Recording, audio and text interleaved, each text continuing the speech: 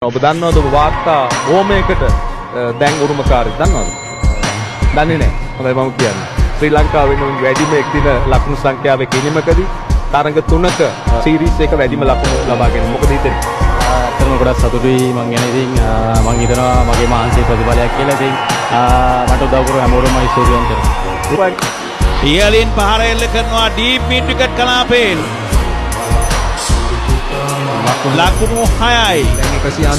දැන් 196යි. ද්විත්ව ශතකයේ ලබා ගැනීම සඳහා ලකුණු 4ක්. ද්විත්ව ශතකයේ ලකුණු 4ක් පිටුපස. කඳුව ස්ථානගත කළා. ලකුණු 4ක් විය යුතුයි.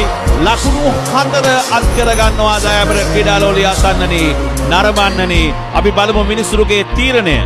ඔවුන් දැන් ලකුණු 4 සටහන් කරනවා. ඉතිහාසයේ ප්‍රථම වතාවට ශ්‍රී ලංකා පිටිකරුවෙකු එක්දින තරගයකදී ලබා ගන්නා ප්‍රථම ද්විත්ව ශතකය වාර්තා කර ගන්නවා.